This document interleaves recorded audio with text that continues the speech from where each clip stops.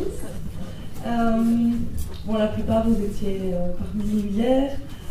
Alors, pour ceux et celles qui ne l'étaient pas, il y a une petite séance de rattrapage sur la porte, puisqu'on a noté les définitions du métier d'artiste intervenant en milieu de soins que les groupes avaient trouvé hier. C'est un mini rattrapage parce qu'il s'est passé beaucoup de choses.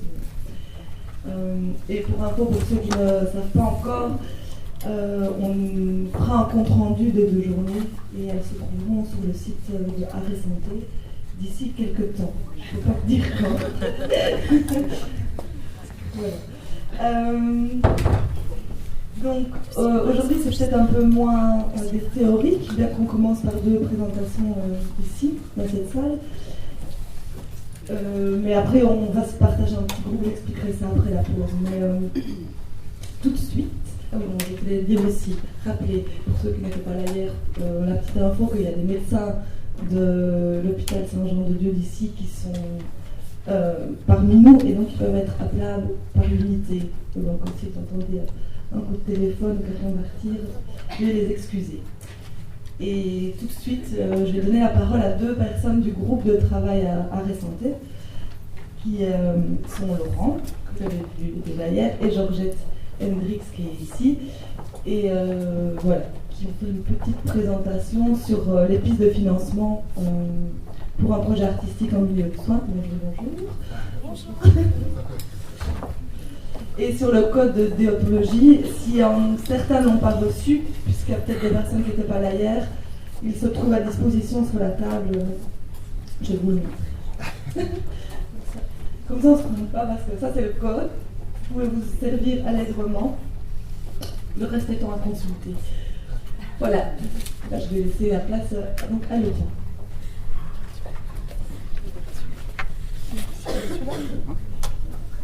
Si je n'ai pas raté tout le cas. Ouais, c'est super, c'est pour ça. Je vais faire l'autre parce que j'ai peur qu'il pète encore celui-là. Et l'autre, il faut aller le. C'est ça que je disais.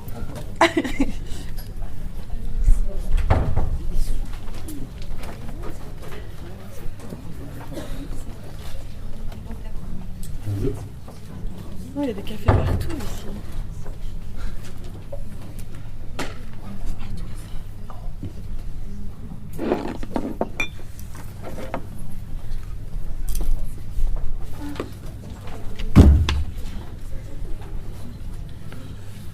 Bonjour.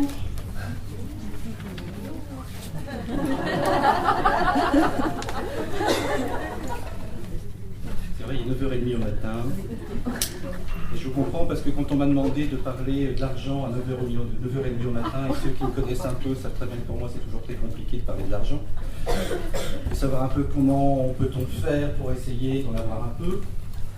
C'est vrai, à 9h30 c'est un peu compliqué. Alors ce que je vous propose c'est de faire ça un peu d'une façon un peu légère, en même temps très profonde. Pas trop profonde parce qu'à 9h30 au matin c'est un peu compliqué. Si vous avez pensé aussi peut-être quand vous avez vu un peu dans le planning de Culture et Démocratie, de ces 2 journées qu'on va parler de l'argent et que là on va vous expliquer comment vous pouvez en avoir, je vous assure tout de suite, vous vous trompez. La seule chose que je peux vous donner, c'est les choses suivantes. Donc, prenez note, c'est peut-être important pour vous, ça peut peut-être changer radicalement votre vie. C'est le 14, le 18, le 20, le 22, le 5, le 6 et le 7. Peut-être que samedi ça va sortir, donc voilà. Parler du financement, c'est quelque chose qui, en gros, permet de faire approcher une offre avec une demande. La grosse question, c'est comment faire comprendre que les uns doivent s'alléger de leur argent et que d'autres doivent avoir le culot de leur demander. Alors, fort de cela, pour commencer, est-ce qu'il y a des artistes dans la salle? Des vrais, hein? Des gens qui souffrent. Alors, est-ce qu'il y en a? Oui? 2, 3, 4, 5, 15, 30, 50. Alors, ce qu'on va faire simplement, je vais vous inviter à vous lever, dire votre prénom et dire votre profession. D'accord? Ce que vous faites comme métier en essayant d'être très convaincant et très sensuel. Je sais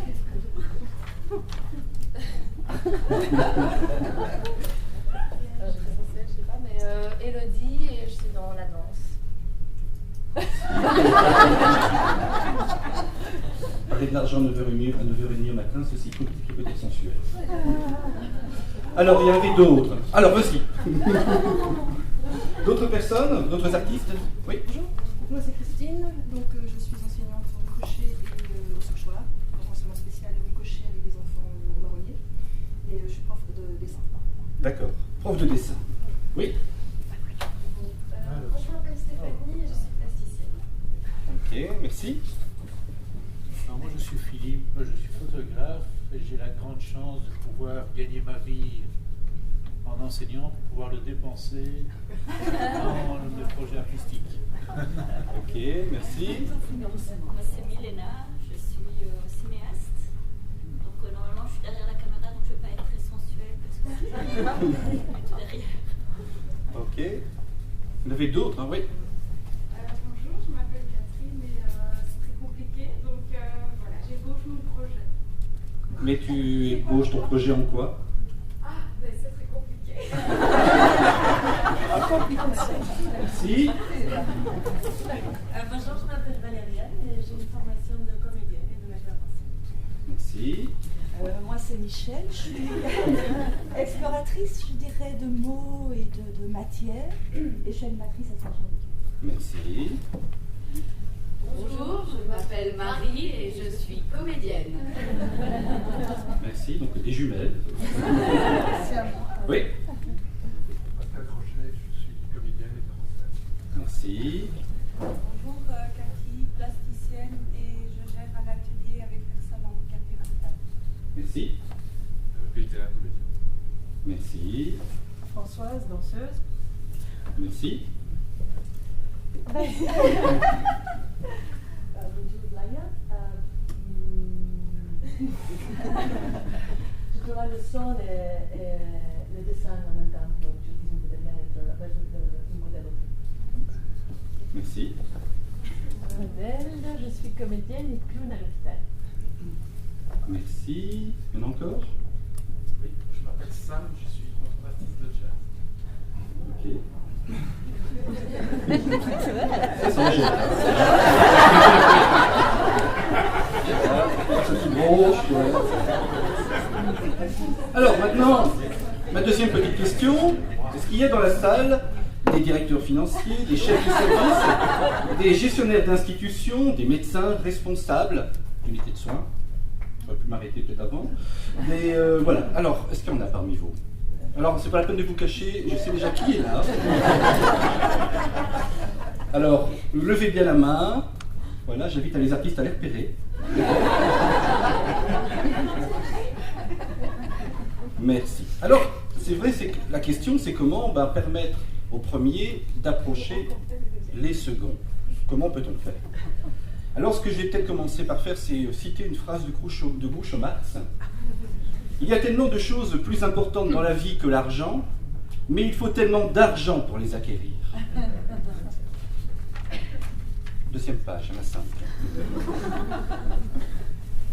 Alors, pour continuer un peu cette petite réflexion, ce que je vais peut-être faire avec vous, c'est de défoncer à bras-le-corps des portes qui sont déjà ouvertes, et dont certains s'amusent éperdument à les fermer, refermer, les cadenasser. Alors, pour ce faire, on va faire toujours un petit jeu, je trouve ça toujours très gai. Les artistes, quand je vais faire ceci, d'accord, donc le doigt levé, je vous invite à dire haut et fort et tous en chœur, c'est tout à fait normal. D'accord? Si je fais ça, on essaie. 1, 2, 3. C'est tout à fait normal. Et alors, et la voix du bassiste, ça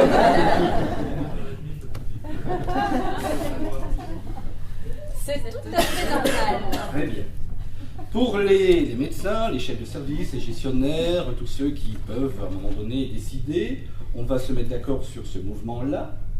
Et la phrase, c'est « ça va, j'ai compris ». Ça va, j'ai compris. Je ne t'ai pas entendu. Voilà, très bien. Pour les autres, on va le dire en patois local. Bon, qui sont bio. Ok? Donc on essaie pour les autres. Bon, qui sont bio. Voilà, alors quand je traduis, bien, ils sont vraiment beaux. Donc, ce mouvement-là, mon qui sont bio. On essaie. Non. Ça va, on va y arriver. Hein. 3 mouvements, 9h30. C'est parti. C'est tout à fait normal. Ça va,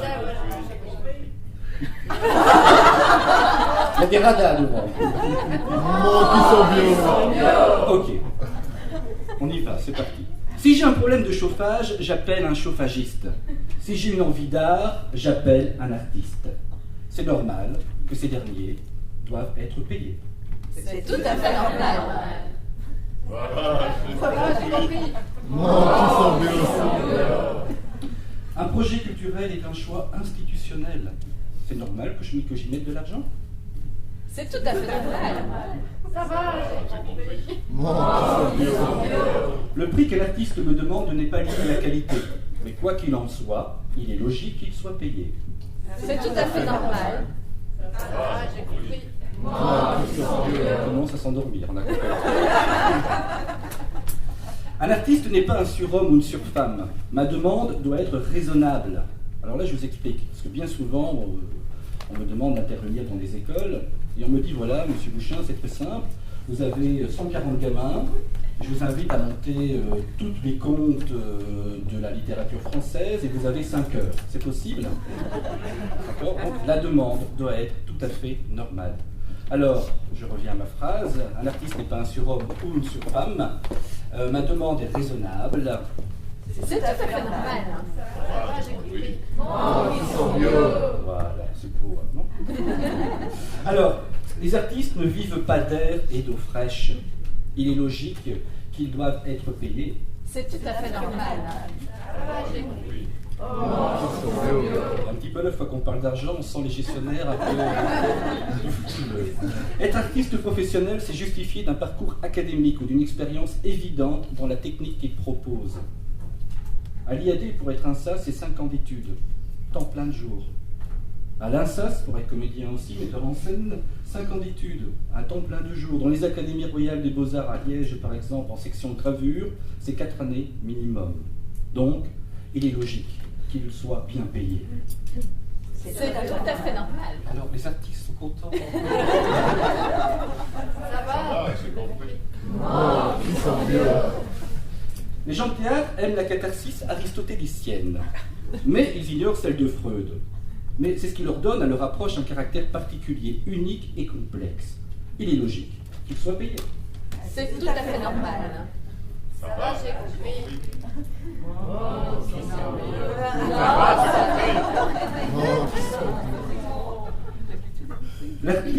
L'art et la culture soutiennent le projet du soin. Même si vous êtes un excellent artiste et que le projet derrière, celui de soin, ne suit pas, cela ne servira pas à grand-chose.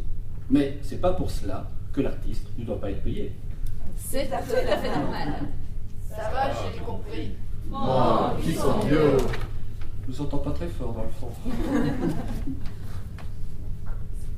Je vois rien. 3 Artiste, c'est un métier. Petite anecdote, bien souvent je rencontre des personnes. Tiens, tu fais quoi comme métier? Je suis metteur en scène. Non mais sérieux, tu fais quoi? Je pense que on a souvent rencontré cette chose-là. Artiste, c'est un métier. Il est logique que je sois bien payé. C'est tout à fait normal. Ça va, j'ai compris. Alors là, c'est un message juste à mon directeur, mais il n'est pas là, mais vous le transmettrez. Hein. Il est logique que je sois bien payé. Ça va, c'est compris. Je compte sur toi. Alors maintenant, je vais tracer quelque chose, quelques idées, d'accord? Je vous invite vraiment à me couper. Si jamais vous voulez une explication, un éclaircissement, coupez-moi quand vous voulez. J'ai d'abord commencé par le statut. Alors le statut, on peut être soit indépendant complémentaire, soit employé, soit vacataire, soit mettre en place des RPI, soit être bénévole, soit être payé via une ASBL, soit via un tiers payant. Ce qui n'est pas très normal, c'est de travailler au noir. C'est de travailler au noir avec un statut de la mutuelle. Travailler au noir alors que vous êtes à l'ONEM. Travailler au noir alors que vous êtes au CPAS. vous mariez, faire un mariage en blanc, sous la mutuelle, et que vous travaillez au noir. J'ai eu l'occasion d'avoir un monsieur, c'était la semaine dernière, Isabelle, je pense.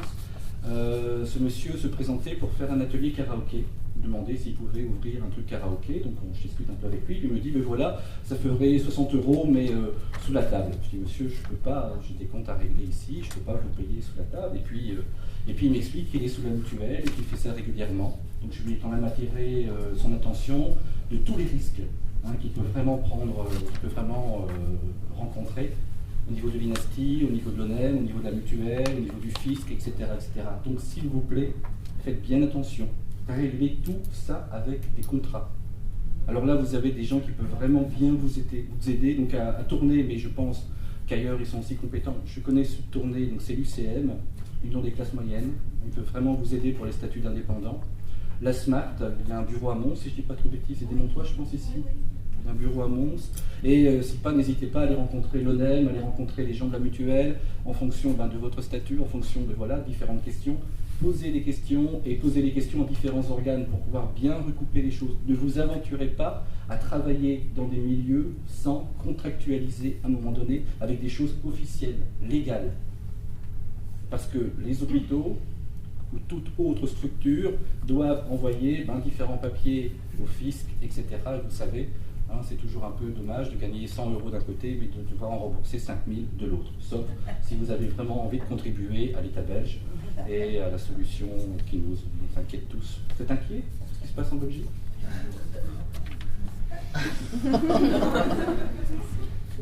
C'est rassurant. Ça va, j'ai compris.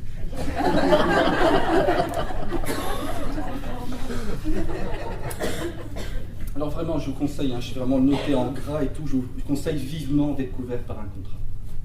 Vraiment, vraiment, vraiment, vraiment. Alors après, il y a plein de possibilités, il y a plein de moyens vraiment de trouver des solutions. Parlez-en aux gestionnaires, parlez-en aux directeurs, en tout cas là où vous pouvez travailler ou là où vous travaillez, mais régularisez au maximum ce genre de choses. C'est trop risqué.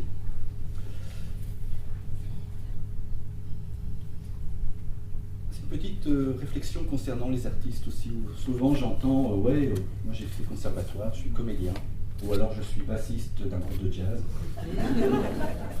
Et je travaille au Lidl, j'ai pas le choix, faut bien vivre, c'est un peu embêtant, mais c'est comme ça. Et là je suis super content parce qu'il y a une institution qui me propose de donner des cours de jazz.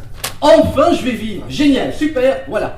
Et je suis tellement content qu'ils me demandaient combien je demande, je dis allez 5 €, quoi, je m'en fous quoi. Allez, vous comprenez, je vais enfin vivre de ce que j'aime. C'est pas les seuls. C'est pas parce que vous avez l'opportunité de vivre vraiment de ce que vous avez et de ce que vous êtes, c'est pas pour autant que vous devez vous brader. C'est pas pour autant que vous devez vous solder. Vous avez un parcours, vous avez une approche, une intuition, vous êtes dans l'irrationnel, on l'a bien vu hier, bien entendu avec Jean et avec France. Je vous invite vraiment à essayer de juger, jauger vraiment ce que vous valez d'un point de vue financier. C'est la chose la plus compliquée. Alors je vais vous donner simplement quelques références. Ce sont des références, vous en faites ce que vous voulez. La province du Hainaut vous paie, et là je viens un peu expliquer un peu ce qu'elle propose, vous payez 20 € brut de l'heure. C'est le minimum, je pense. Plus les déplacements. Un tarif correct pour une heure d'animation, on oscille autour de 40 à 45 € brut. Alors je parle bien en belge. Si vous allez en France, eh bien les euros français, vous faites x3. Ils ont beaucoup de sous en France, n'hésitez pas. Si, je te jure. Je te jure. France, c'est pas vrai? Il ne les lâche pas, en tout cas. En tout cas, il y a une autre, effectivement, c'est une plaisanterie, mais c'est vrai que je parle bien au niveau de la Belgique. En France, il faut reconsidérer, on n'est pas du tout dans les mêmes tarifs. Un tarif négocié que j'ai déjà reçu, c'était 120 € brut de l'heure. Pour moi, c'est déjà beaucoup, mais ça peut se justifier. Bien sûr, je parle bien d'heures d'animation. Je ne parle pas s'il faut du matériel, si vous devez acheter ceci, cela, etc. Bien sûr, ça s'ajoute. Comment peut-on calculer un bon prix? Quelques pistes peut-être. Est-ce que la demande de l'institution, elle est respectueuse de mon travail? Un jour, on m'a demandé, M. Bouchin, pour venir à notre école, c'était en scolaire, venir à notre école, on a des gros problèmes de violence, et on est sûr que le théâtre va régler tout ça. Chouette. Effectivement, la demande n'a rien à voir avec ma profession. Donc là, je peux me dire, je peux estimer, je peux évaluer, me dire, je vais faire ça un peu plus cher peut-être. Les conditions de travail sont-elles correctes? C'est clair, quand vous venez ici, vous travaillez ici, c'est un vrai bonheur. Mais il y a des endroits où c'est parfois l'arrière-cour d'une arrière-salle, au fin fond d'un grenier tout pourrave. Les plasticiens connaissent bien ça généralement. C'est toujours des endroits un peu plus particuliers. La finalité de mon travail est-elle une production qui sera présentée au public? C'est quelque chose qu'on oublie aussi bien souvent. C'est-à-dire qu'on se bat pour avoir un nom. Les artistes, vous savez ce que ça veut dire. Ne pas dire, à un moment donné, être reconnu, en tout cas, garant d'une qualité de travail. Vous vous battez pour avoir un nom. Si à un moment donné, la production que vous faites en atelier, votre nom est associé à ça, vous devez bien sûr bien y réfléchir. Parce que si l'atelier fait n'importe quoi, forcément, ça ne peut que malheureusement rejaillir sur vous. C'est-à-dire que le temps passé, etc., sera peut-être plus important.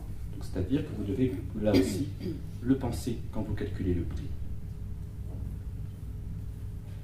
Est-ce que le projet en question peut-il vous ouvrir d'autres portes? Et là, j'ai parlé de choix stratégiques. C'est-à-dire, parfois, on peut accepter d'être payé un peu moins parce qu'on sait que ça va déboucher sur des choses qui en valent la peine. Pas d'un point de vue forcément financier. Ça peut être aussi par rapport à un plan de carrière ou par rapport à d'autres institutions dans lesquelles vous allez pouvoir travailler, etc. Donc, il y a aussi ça à réfléchir. Est-ce que j'ai du travail à faire à la maison? Est-ce que je dois passer du temps à la maison?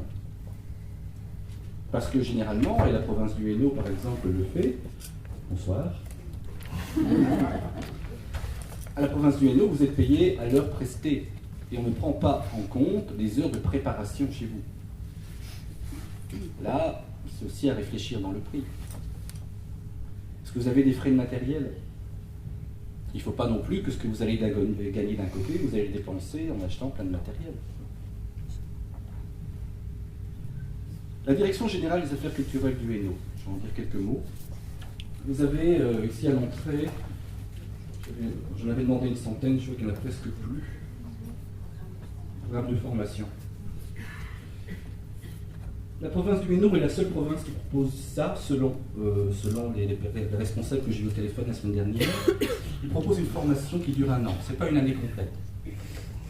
C'est un week-end de temps en temps, une semaine d'introduction. Un week-end par mois. Un week-end par mois. Voilà, et des coupes, voilà. Mais ça ne fait pas une année complète, temps plein, 2 jours, etc. Il y a du travail quand même, mais voilà. À la fin, vous êtes reconnu animateur provincial. Et fort de cela, ça vous permet de rencontrer des enseignants, de rencontrer des soignants, etc. Et de dire, ben voilà, si tu es intéressé, nous pouvons monter un projet ensemble. Tu as la demande à faire. Une fois que la demande est acceptée, je suis payé via la province et je viens travailler chez toi. Ce qui fait que l'opérateur, la personne demandeuse, n'a rien à payer. Mais vous, vous êtes payé. Et c'est vrai que ça débarrasse quand même d'emblée déjà toute une série de problèmes. Les tarifs, je vous les ai donnés, c'est pas énorme, mais c'est déjà quand même bien payé. Je sais que certaines autres provinces peuvent prendre en considération cette formation. Mais là, c'est à négocier, à voir avec les différentes provinces respectives. La province de Liège ou celle de Namur peut très bien, sur un projet, dire vous avez cette formation-là, nous pouvons vous payer via sur ce modèle-là, sur ce tarif-là. Mais ce n'est pas la province du Hainaut qui va payer pour la province de Namur. Si vous vous rencontrez, vous avez envie de travailler à Namur, ce sera Namur qui paiera. Ce n'est que la province du Hainaut qui fait cette formation. Si maintenant vous êtes namurois et vous avez envie, et vous avez la possibilité de travailler dans le Hainaut, vous pouvez faire cette formation. Tant que l'employeur, en tout cas la personne chez qui vous allez travailler, est hainauière. C'est clair?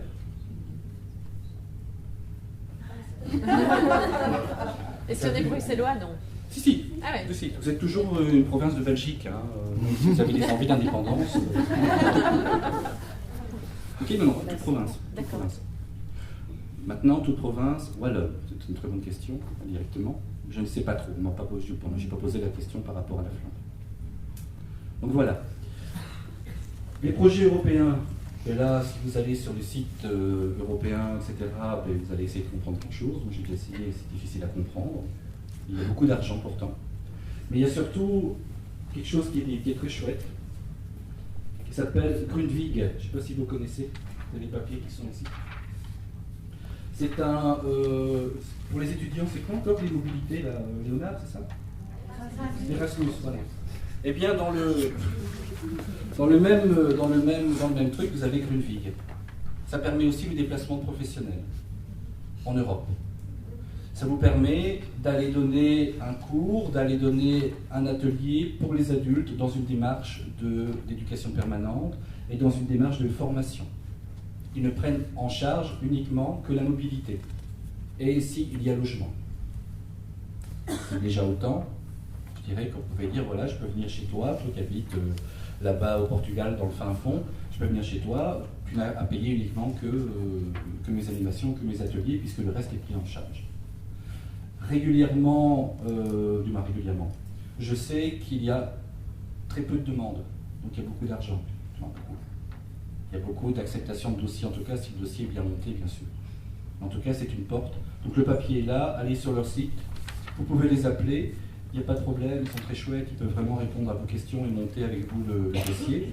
Grundvig est un projet européen, c'est-à-dire qu'on a le même en France, on a le même en Italie, on a le même dans tous les pays de l'Union européenne. Ok ?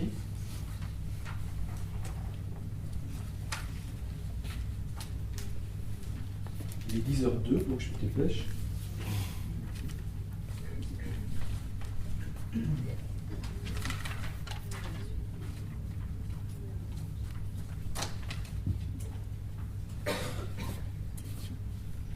Je vais conclure très vite.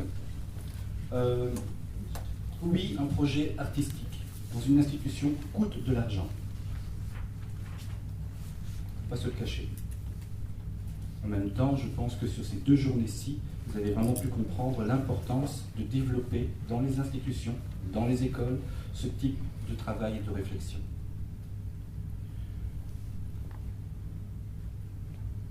Et je vais aussi casser un mythe en même temps. Concernant les artistes, vous êtes des artistes, vous êtes des techniciens, vous n'êtes pas des soignants. Donc, oubliez tout de suite votre cape blanche, votre manteau blanc, votre épée blanche, et ne pensez pas que vous allez tout d'un coup régler le problème, si problème il y a. Restez artiste, restez dans votre technique, et tout se passera pour le bien, pour le mieux. J'ai 2 petites blagues pour finir, histoire de vous rallumer un peu ces thématiques. D'abord une blague pour les médecins. Docteur, je suis très inquiet. Votre diagnostic n'est pas le même que celui de votre confrère. Je sais, c'est toujours comme ça. Mais l'autopsie trouvera que j'ai raison.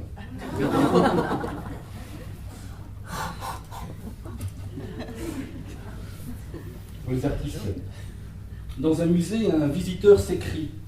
Manifestement, ce peintre a connu des années de grande pauvreté. Qu'est-ce qui vous fait penser cela? Regardez les sujets de toutes ces œuvres de jeunesse. Un trognon de pomme, une pelure de banane, un arrêt de hareng, un os sans moelle, etc. Voilà, merci beaucoup. Amusez-vous bien, faites beaucoup de bêtises. Et ça va le jazz? Ça rapporte? Ok. Merci, à tantôt, à bientôt.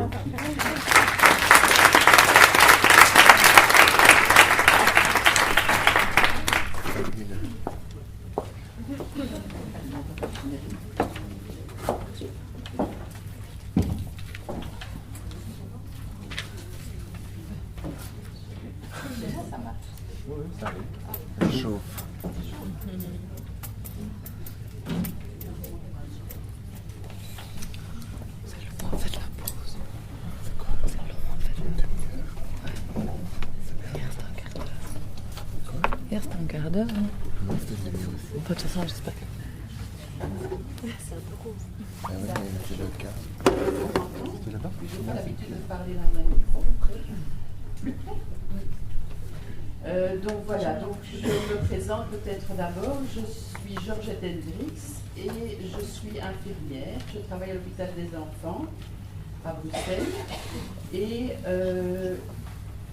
en 2005, j'ai été contactée par certains artistes qui avaient commencé à réfléchir à la création d'un réseau qu'on a appelé après un réseau. Et donc à ce moment-là, j'ai rencontré des artistes qui réfléchissaient au sens de leur pratique et qui avaient envie de rencontrer des soignants pour connaître un petit peu le vécu des soignants et créer avec eux un véritable partenariat. Et donc au fil de nos rencontres est venu ce désir d'établir un code de déontologie propre aux artistes qui interviennent en milieu de soins. Alors, peut-être que je passe maintenant. Bien sûr. Alors voilà, ça c'est le titre que j'ai choisi pour ma présentation d'aujourd'hui parce que je voudrais aussi qu'on aille un petit peu au-delà du code de déontologie lui-même et qu'on réfléchisse aussi chacun pour soi à ce qui constitue notre éthique personnelle quand on intervient dans les milieux de soins. Alors avant de parler du code de déontologie en lui-même, je pense qu'il est important de réfléchir un petit peu, de redéfinir un petit peu tous ces termes, parce qu'on parle souvent d'éthique, de morale, de déontologie, intervient aussi le droit, la loi dans ces choses-là, on parle des comités d'éthique, mais finalement, quand on parle de tout ça, de quoi parle-t-on exactement? Et je pense qu'il y a souvent confusion entre tous ces termes.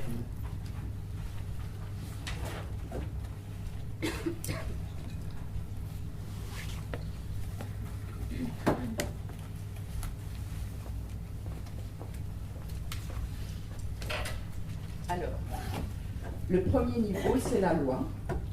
La loi, en fait, est censée être connue de tous. Nous sommes tous soumis à la loi et si on ne la respecte pas, bien, on s'expose à des sanctions. Ça, c'est la première chose.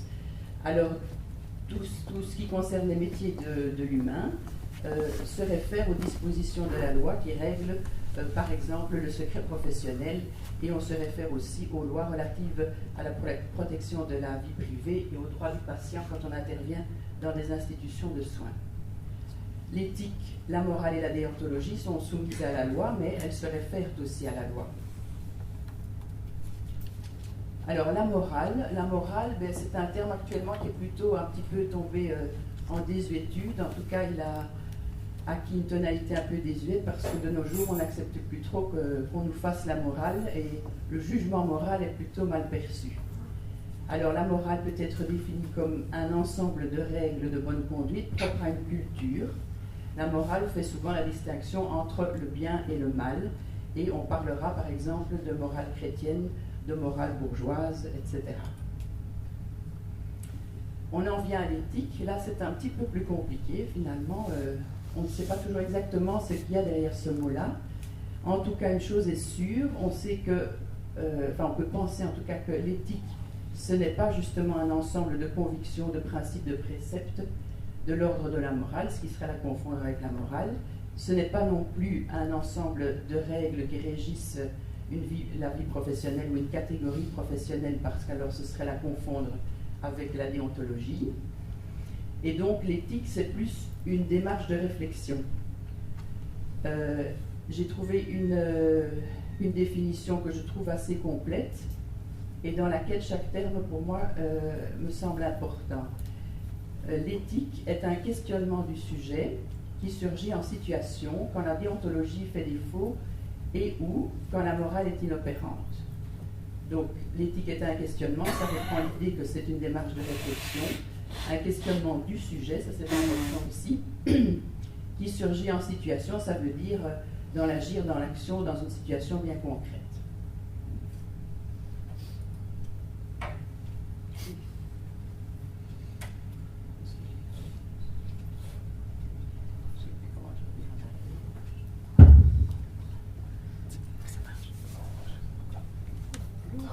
Qu'est-ce que je dois faire là?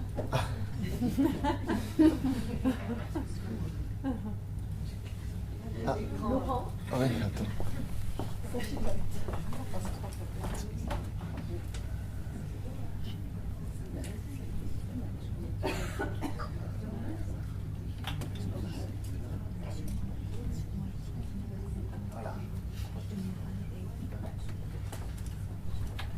Ah oui, à propos de...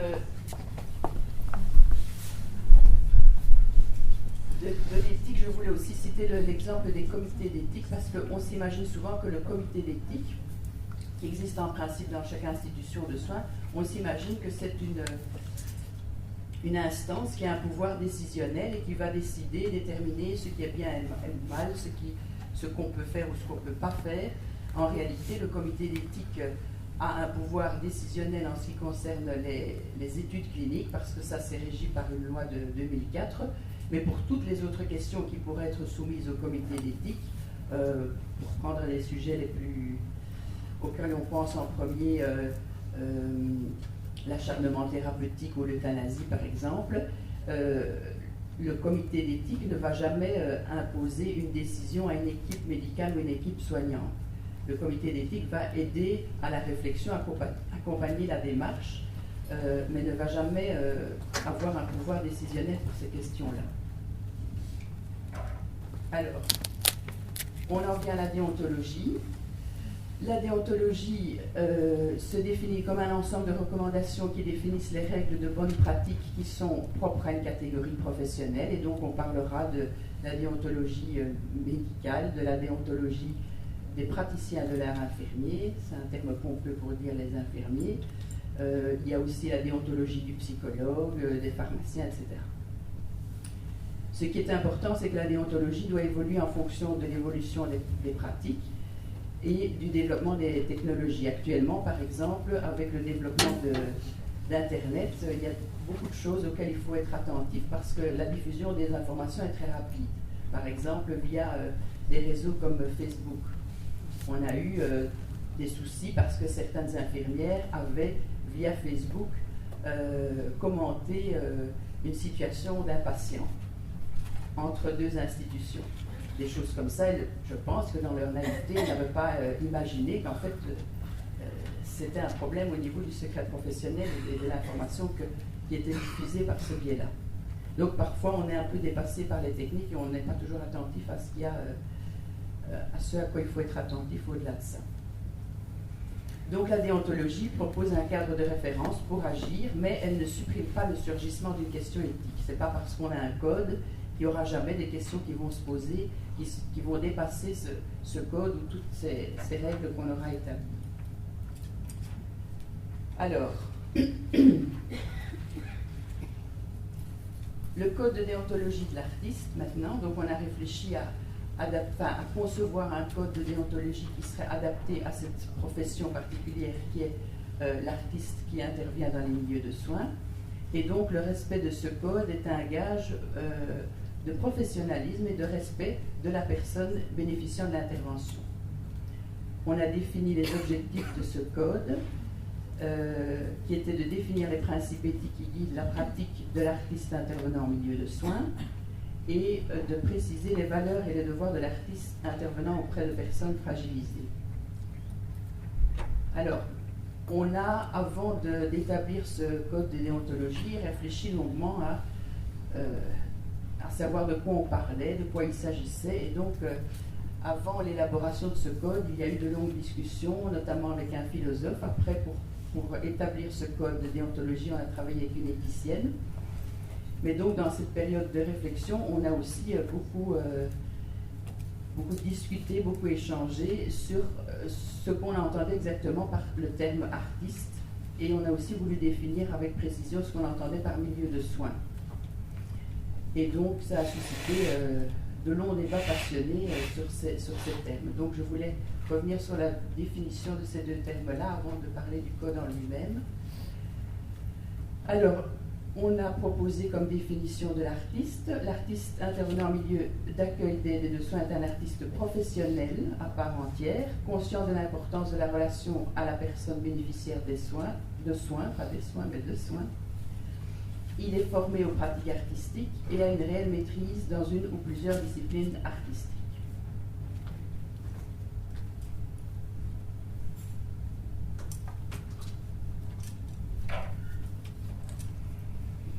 Le milieu de soins, on l'a défini de cette façon-là. Par milieu d'accueil d'aide et de soins, il est entendu les institutions qui veillent à l'accompagnement des personnes fragilisées, soit en leur prodiguant des soins pour établir leur état de santé, soit en préservant leur état de santé actuel. Donc ça veut dire que cette définition va bien au-delà de l'hôpital, puisqu'on peut parler par exemple d'un centre de santé mentale, d'une maison de repos pour les personnes âgées, d'un centre d'accueil pour les enfants.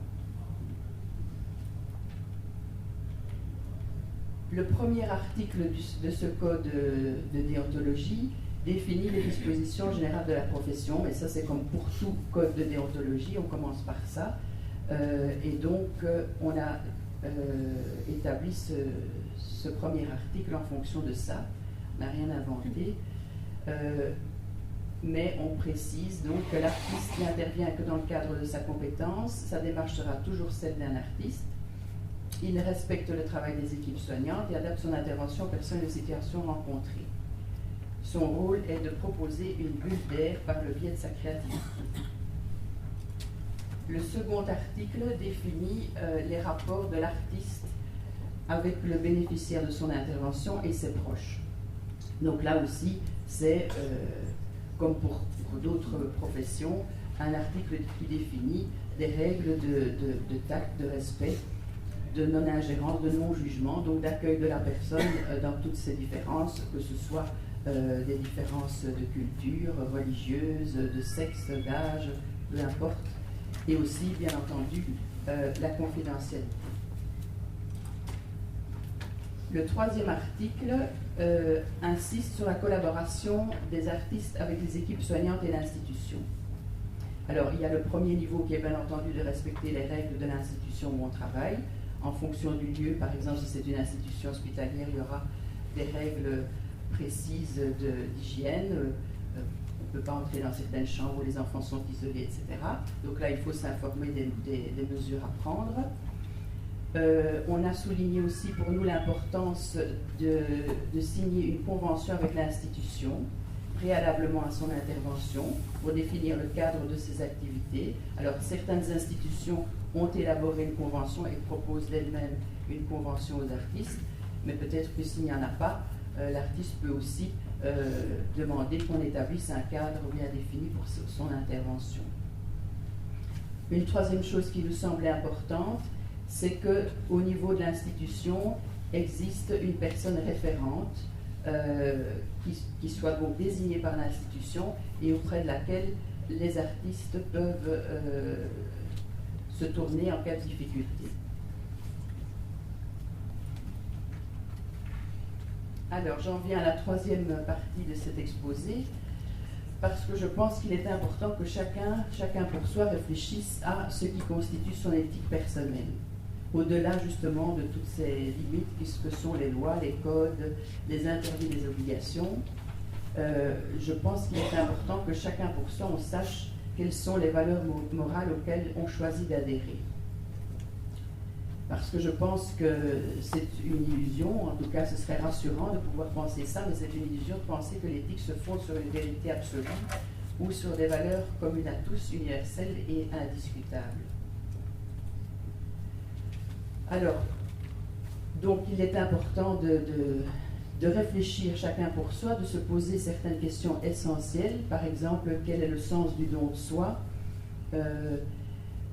qu'est-ce qui peut être ravivé en moi quand je me trouve dans une situation difficile, émotionnellement difficile, qu'est-ce que je risque de projeter sur l'autre de mes conflits non résolus ou de mes attentes insatisfaites. Donc de là l'importance aussi des formations, voire des supervisions. Alors l'éthique personnelle, elle peut être déterminée par plusieurs choses. La société dans laquelle je vis et dont je ne partage pas forcément les valeurs, l'institution où je travaille, où j'ai choisi d'exercer. Là, je pense que c'est important d'être en accord avec la philosophie de l'institution où on travaille ou du service où on travaille, parce que si on n'est pas en accord sur si on n'a pas les mêmes valeurs et si on se sent en décalage, je ne pense pas qu'on puisse travailler dans de bonnes conditions. La fonction, la place que j'occupe dans cette institution, ma pratique, mon expérience, ma réalité subjective, donc ça veut dire ma singularité, mon vécu, ma sensibilité personnelle, et le mode de pensée ou la philosophie avec laquelle je me sens en accord.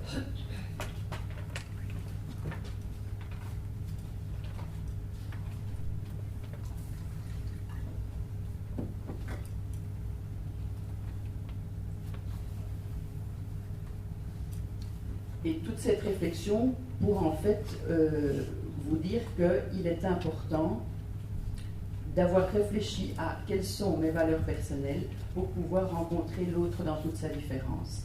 Parce que si on n'a pas réfléchi à quelles sont nos valeurs et défini quelles sont nos valeurs, on ne peut pas rencontrer l'autre dans toute sa différence et le respecter dans sa différence.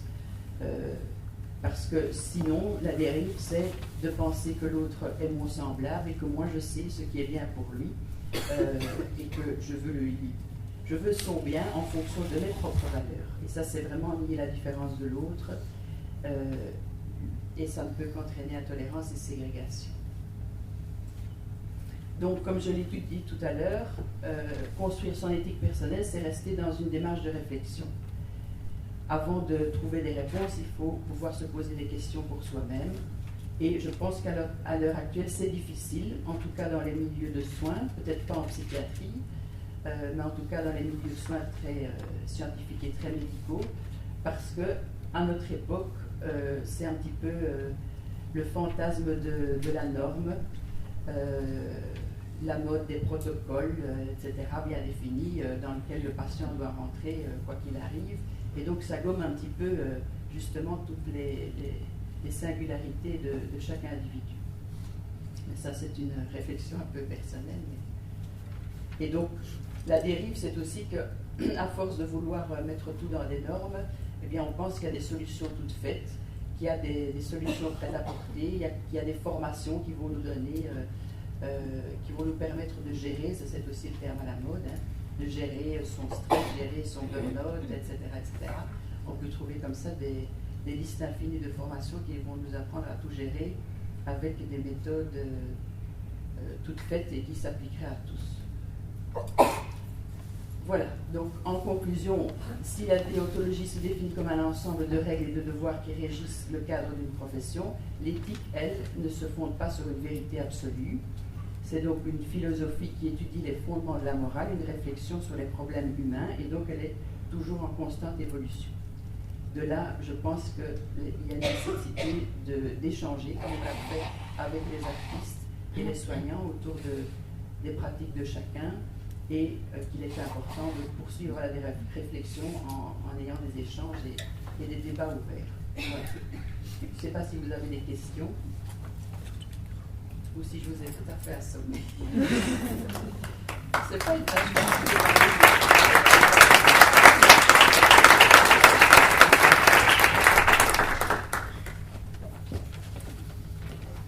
Je propose, donc en effet, ça des remarques, questions à Laurent et ou à Georgette.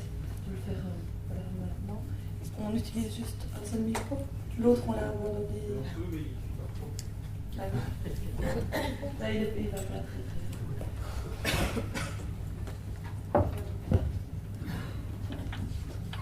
très. Moi, je voudrais juste rajouter, étant donné que j'ai un peu travaillé aussi avec l'équipe Arrêt Santé, que si on a mis en place ce code de déontologie, c'est aussi parce qu'on a vu venir dans les milieux de soins et d'accueil des personnes qui ont envie de faire du bien parce qu'ils ont des subsides derrière eux, mais qui n'ont justement aucune formation réelle en tant qu'artiste. Ils font l'un ou l'autre week-end de formation et puis c'est fini.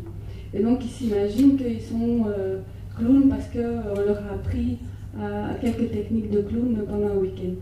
Et donc ce code de déontologie vise aussi justement à protéger et à mettre en valeur la formation d'artiste que vous pouvez avoir. Et aussi à protéger le patient qui est à la ligne finale de cette proposition d'activité, parce que justement, il risque aussi d'être face à des gens, d'une part non compétents dans la proposition qu'ils donnent, mais aussi qui risquent sur le plan humain de faire des dégâts. Donc voilà, je voulais juste rajouter ça.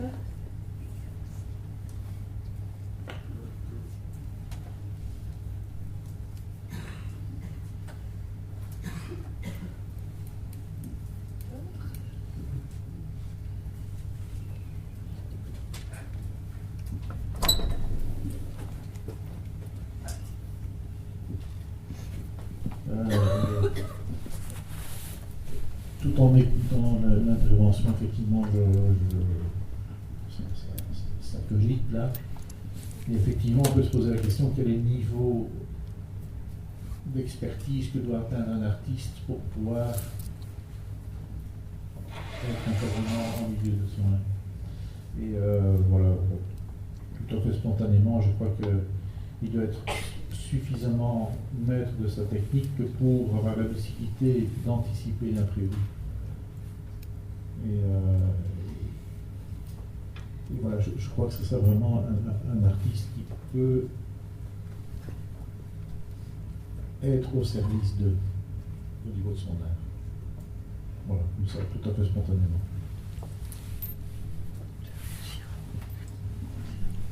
Je ne crois pas qu'il suffise d'être maître de sa technique. Je pense que pour que la rencontre soit possible, il y a deux niveaux d'exigence qui sont équivalents du côté soignant et du côté artiste.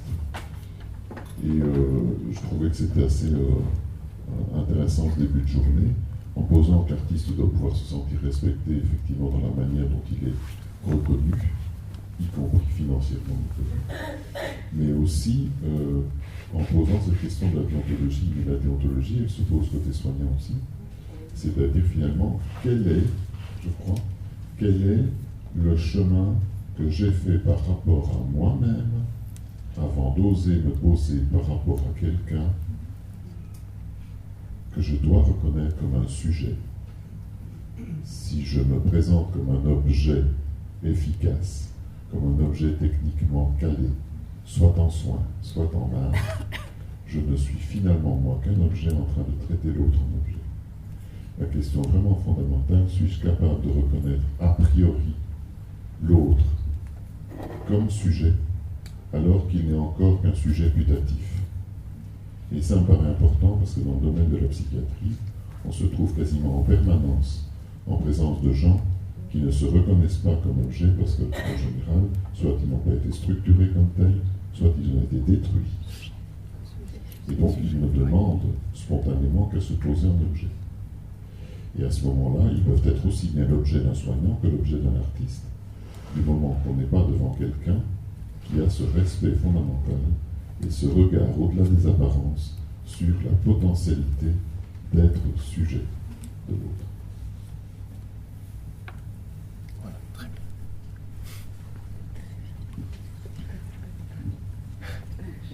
bien. Après ça, j'imagine que plus personne. Bon ben, pause café. Si, moi non, mais... Moi, je voulais juste dire, c'est pas être sujet de l'autre, c'est être sujet avec l'autre. Oui, j'ai simplement compris quand j'ai la possibilité de l'autre, qu'à l'autre à devenir sujet. C'est ça que je disais. Et moi aussi.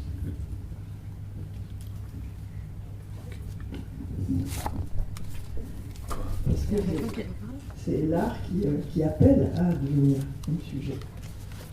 Donc, encore une fois, il faut le prendre, je pense, comme le médiateur. Je ne vais pas faire maintenant, je vais faire à midi.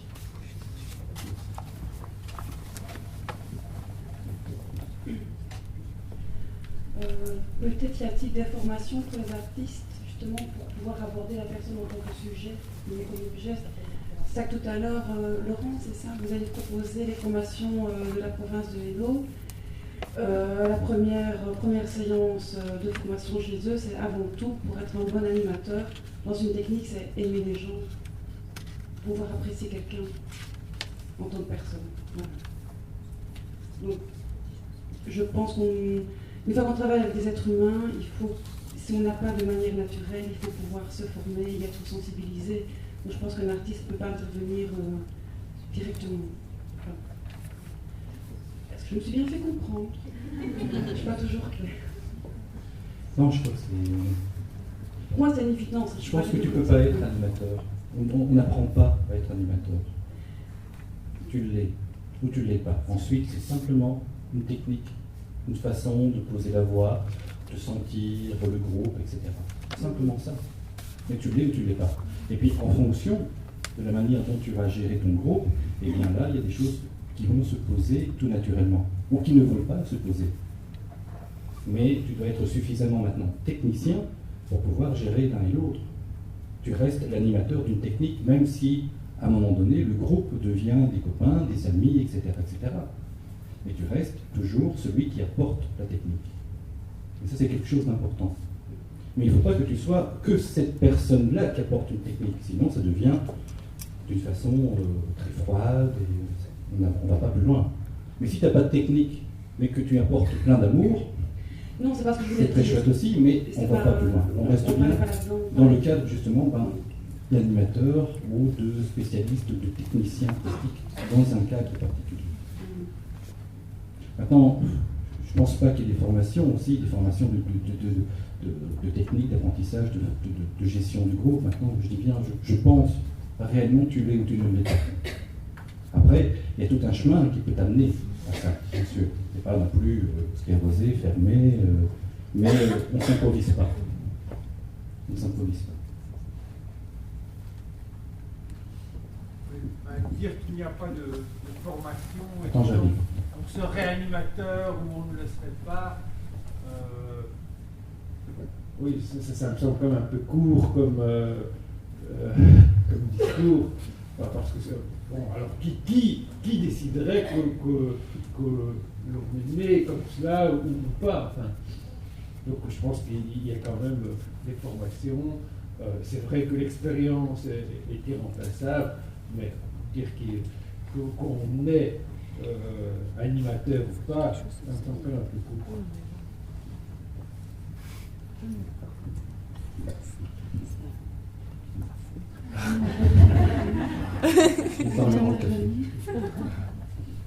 Je pense que le vrai danger, c'est quand des gens fonctionnent vraiment en freelance. Une sécurité quand même apportée par le fait d'être en interaction avec une institution, c'est quand même important. S'il y a un minimum d'équilibre et de communication dans la structure, les conflits eux-mêmes, d'ailleurs, sont une occasion de clarifier ce qu'on est. Et ça me paraît important. Moi, j'ai beaucoup plus peur de gens qui passent, moi j'en ai connu un comme ça au cours de ma formation clown, un gars qui avait fait un week-end, il aimait tout le monde. Ah, il avait de l'amour. Au terme du week-end, on se disait surtout qu'il était largement tête-tête. Mais lui, il est sorti du week-end absolument sûr d'être formé, d'être clown, et il est allé créer un groupe clown pour des enfants quelque part en Bruxelles. Et ce type est un danger public auquel il a vraiment fallu s'attaquer par tous les moyens pour l'arrêter, quoi. Donc, moi j'ai surtout peur dans des cas pareils. Dans le cadre de structure, en général, quand même, une structure, ne serait-ce que parce qu'elle est éventuellement très, très réticente, va forcer quand même à sortir son ergométrie.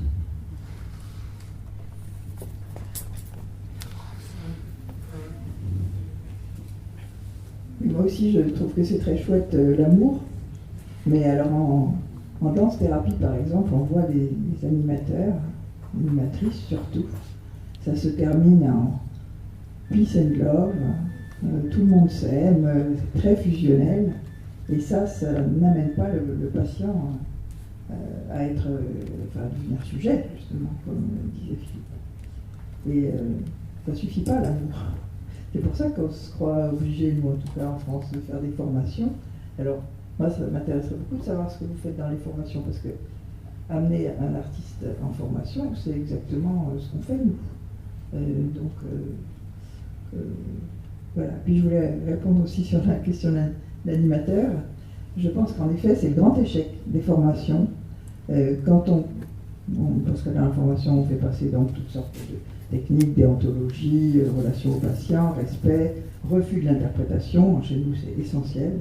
On insiste beaucoup, refus de l'interprétation de la production du patient. Mais c'est vrai que s'il n'est pas animateur, eh ben, il peut avoir toutes les techniques du monde, parce que l'animateur fait passer son être.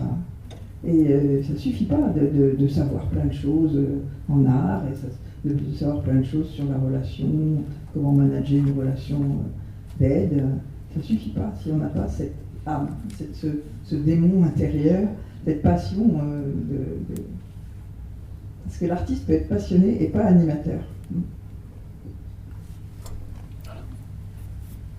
Les médecins et les soignants aussi. Et l'inverse, c'est vrai aussi. On peut être animateur, mais pas artiste. Attends, le micro arrive pour que tout le monde t'entende bien. Oui, non, donc je voulais simplement dire que la figure inverse était vraie aussi, qu'on peut être animateur, mais pas du tout artiste. Doué pour l'activité artistique. Je crois que la nuance est toujours importante. Je crois que c'est toujours essentiel. Mais je crois aussi que j'aime bien fermer des portes, parce que ça évite à un moment donné de se perdre. Je crois profondément à on est animateur, on ne l'est pas. Ça, j'y crois. Maintenant, ce qui est peut-être différent, c'est peut-être le passage. Ce passage-là, hein, du démon intérieur, de l'envie de communiquer, c'est ce passage-là qui peut se travailler. Mais au départ, c'est quelque chose, et c'est peut-être un peu trop fermé dans ma tête, hein, mais oui, mais c'est la pratique que tu peux l'ouvrir, mais au départ, tu l'es ou tu ne l'es pas. Il y a quelque chose, une envie de partager, une envie de voyager avec un groupe, avec des gens, et cette envie-là, c'est ça que j'appelle l'envie d'animer. Et comme tu dis, il y a des super artistes, mais que, bon, j'en connais, vraiment des gens super, mais jamais je les mettrais dans un groupe. C'est pas possible, il va être lynché tout de suite. Et à côté de ça, je connais des super animateurs, mais je ne t'en demanderai pas non plus de faire quelque chose, parce que le résultat sera tout à fait niveau, et j'ai beaucoup de respect pour les écoles maternelles ou les compagnies, mais c'est un peu léger. Donc, animateur, et France a super bien expliqué hier, animateur et artiste, ben, c'est pas forcément le même métier. On peut parler de la même chose, on peut aller vers, mais ce sont deux métiers différents. Mais animateur, maintenant, dans cette dynamique artistique, c'est quelque chose qui est lié avec cette envie de partager, avec cette passion, avec ce feu sacré. Et ça, je rappelle, le passage, cette envie, ça se travaille. Ce que j'appelle les techniques d'animation. Je ne sais pas si j'arrive. Si pas, on m'en parle au café, non, c'est chouette. Oui, eh ben, on a parlé de café, donc c'est la pause. Il y avait encore une question. Vous êtes frustré, monsieur? Une question. Pendant la pause. Il y a le micro à marcher. Mon sentiment, il est vraiment délicat par rapport à la position de l'artiste intervenant, puisque en quelque sorte, on nous demande de pouvoir cumuler toutes les casquettes à la fois. Donc voilà, être en cours de chemin. Voilà, comme Jean nous disait hier, c'est un itinéraire. Or, si un diplôme, le fait de certifier les compétences de quelqu'un quant à l'expertise de cette personne, est-elle apte, oui ou non, à avoir un groupe entre ses mains, est-elle apte, oui ou non, à exercer ce métier, est-on apte, quand on sort au terme de 3 années d'un graduat, par exemple, je pense à un régenda pour enseigner, est-on apte à appréhender une classe d'adolescents Voilà, c'est la même question, quelle que soit la position, quel que soit le métier, que l'on soit enseignant, artiste, thérapeute. Je pense que les questions sont communes à tous nos métiers, qu'on soit soignant aussi, et donc en soi, ce qui me semble important, c'est de rester dans ce questionnement-là et d'être toujours dans cette réflexion-là. Maintenant, personnellement, très souvent, je me dis qui fait quoi, pourquoi, comment et à quel prix. Et ce, sur tous les plans, que ce soit que ce soit en termes de réflexion, où se trouve-t-on par rapport à soi-même psychologiquement, en termes de santé mentale ou d'équilibre général dans sa vie. Donc voilà,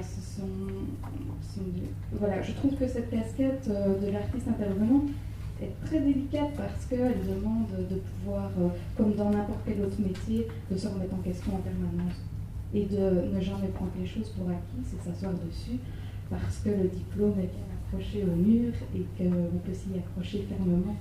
Donc voilà, c'est la question de la légitimité et voilà, donc ça soulève beaucoup de choses, mais voilà. Et qu'on est aussi effectivement dans une société, je pense, où on doit faire preuve en permanence de ce que l'on est, voilà, on travaille beaucoup sur les apparences et donc effectivement on est soumis à ce carcan-là aussi, où finalement, quand on parle d'amour, on dit mais ça ne suffit pas.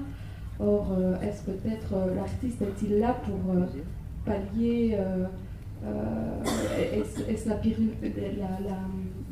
attend-on de lui, dans ce type de structure, d'être la pilule miracle qu'on aimerait tant, ou de résoudre une équation qui est totalement insoluble, puisqu'elle ne dépend que, je crois, de chacun de nous, vis-à-vis de nous-mêmes, et donc par la même occasion vis-à-vis des autres. Donc voilà, je pense que c'est quelque chose qui doit nous laisser chacun en interrogation par rapport à nous-mêmes. Et voilà, c'est ce qui nous a réunis dans ces 2 jours. Voilà. Merci en tout cas de nous avoir réunis autour de ce questionnement-là, parce qu'effectivement, quelle que soit notre fonction, notre métier, notre rôle, le rôle que l'on joue sur le théâtre de la vie, je pense que si on peut parler comme ça, je c'est très compliqué, c'est une question très compliquée, et en même temps, je vais juste, pour conclure, parce qu'on est vraiment tenu à un temps, pour conclure, c'est juste une petite anecdote très simple. Je croise une infirmière qui me dit, voilà, donc elle me demandait s'il n'y avait pas des spectacles pour la Saint-Nicolas. Je ne connaissais pas des artistes qui font des trucs comme ça. Je dis oui, donc voilà, je donne un numéro de téléphone, elle l'appelle, le spectacle a lieu, je crois cette infirmière quelques jours après, je lui dis tiens, comment ça s'est passé le spectacle? Elle me dit très chouette, vraiment très bien, et puis le prix tout à fait abordable, hein, parce qu'il y a des fois, tu vas payer le double pour un spectacle, et puis c'est vraiment pas bon, me dit-elle. Je dis ben oui, on n'est jamais sûr, hein, tu vas engager une infirmière, tu vas lui payer le prix, et c'est pas pour ça qu'elle c'est une bonne infirmière. Bon café.